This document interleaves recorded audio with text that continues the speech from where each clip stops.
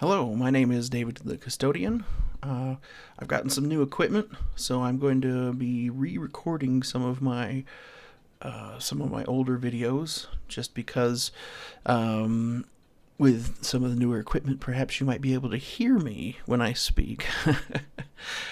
So today I'm going to be recording a reaction to a lot of people today have been saying that Star Wars has been ruined for them because of Disney or because of the new movies or the new TV shows or whatever reason. They choose to say Star Wars has been ruined. Well, first of all, I'd like to say I have fond memories of Star Wars when I was a young person. I saw the Return of the Jedi first, I believe, and then I saw the other two. I still watch them on occasion today just because I hold them close to my heart. They are parts of my childhood, and that can never be ruined. That can never be ruined for me. Those memories from my childhood. But there are some things that I would like to address when it comes to this idea that something from the past has been ruined, or that somebody is currently ruining something new when it comes to Star Wars. So I was almost amused when I first heard people talking about how Disney had ruined Star Wars, because people said the exact same thing when the prequel trilogy came out. Excuse me. People almost immediately turned on Episode 1 because of Jar Jar Binks or whatever. Episode 2 took them a little bit longer, but they also turned and said, well, this is terrible writing, terrible acting. And Episode 3, it was mostly the acting that people had concern with, at least as far as I remember. I'm not researching everybody's opinions on this because this is a video about my opinion on these things. But they said that George Lucas had ruined Star Wars with these movies. That Gungans had destroyed their entire childhood, or something along those lines. Of course, that's not true. You can allow these kind of things to sour your memories, but it's a choice, really. George Lucas didn't ruin their childhood. He made something new that was perhaps not as good as the original trilogy. So we look at the sequel trilogy. Is it ruined because these were generally substandard movies? I'm speaking specifically of The Last Jedi and Rise of Skywalker. Both of them were substantially substandard. The Force Awakens, that one's kind of on the border for me, really, because the movie itself is not bad. If you'd never seen any of the other Star Wars movies, you could sit down and watch that movie, which to me is one of those kind of things that tell you it's not entirely a bad movie.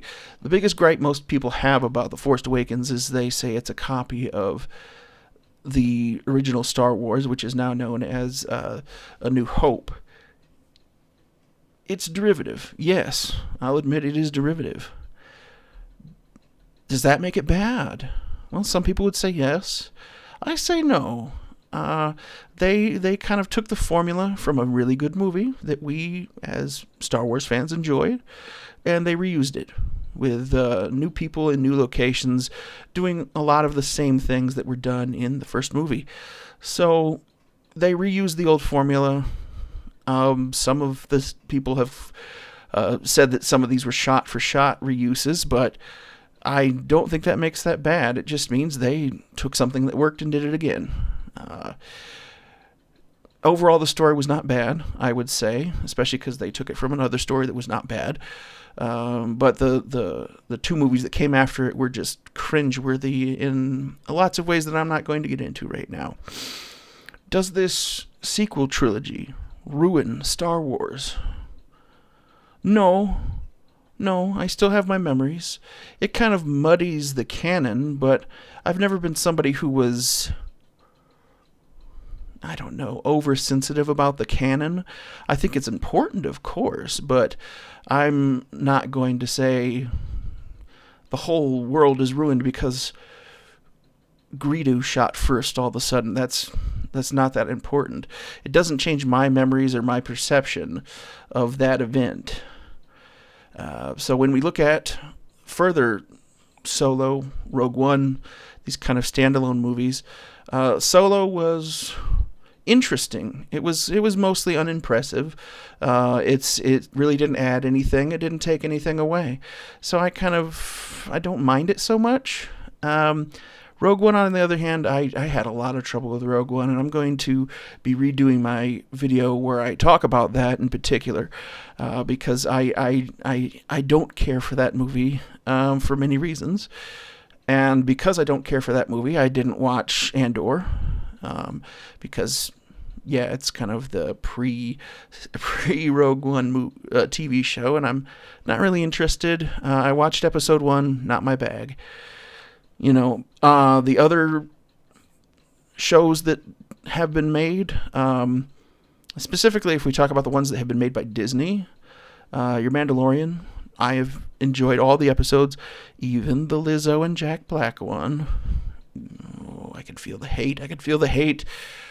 But I enjoyed that one. I've enjoyed watching the Bad Batch. There's been good stuff made. Again, the people who are making it with Disney are really stumbling through it a lot. They're having trouble playing with the canon however they feel like and whatnot, and so it's not the best. But does this ruin Star Wars for me? No. Again, as I said before, I'm not really super. A small change in the canon isn't going to ruin my life. As long as it's content that I enjoy watching, Star Wars related, and isn't just insanely departed from the normal canon. And by insanely, I mean like all of a sudden, we change Darth Vader to a pink puppy wearing black rhinestone shoes. That's a change I can't get along with. A small change that's not really super important to the overall, I don't worry about too much. So, just to wrap things up, is Star Wars ruined?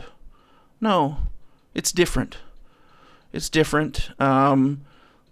Perhaps we, as fans, need to just accept that things are different. Nothing is ever going to be as good as those originals we saw as a child. Nothing's ever going to match that. And the funny thing to think about is some of you people watching it and some people who are talking about the good old days are talking about the Star Wars that they saw as a child, the prequel trilogy, which to somebody my age is kind of like sad almost, but at the same time, I get it. That's what they were raised on, and we'll have kids who were raised 10 years from now who remember the sequel trilogy and think it's how Star Wars should be. That's just the nature of the beast, and I think maybe us as fans need to get along with the idea that things change. And it's a fictional universe, so if things change in a way that changes the universe, it's not breaking your real life. It is affecting something that you enjoy, yes, but does that really affect your enjoyment? Can't you just not watch Solo or Rogue One or the prequel movies or whatever you don't like? I chose not to watch Rogue One because, after I saw it the first time, because I didn't like it. I chose not to watch Andor, even though I gave it a chance. I watched episode 1, I didn't like it. I decided not to watch it because I didn't like what they were doing with Star Wars, with that particular story. I know most people like Andor. Cool. That's cool for you. It's not for me. So, yeah. Just be a little bit more chill about your Star Wars, friends. It's not that big of a deal. Star Wars is awesome. I love it. But a small change is not going to ruin your memories and your enjoyment of Star Wars. You don't have to ingest every bit of Star Wars ever made. But thank you all for watching. Please feel free to comment. Try to keep it civil. I know I'm the devil for saying this about Star Wars not being ruined, but yeah. Have a good day. Thank you for watching.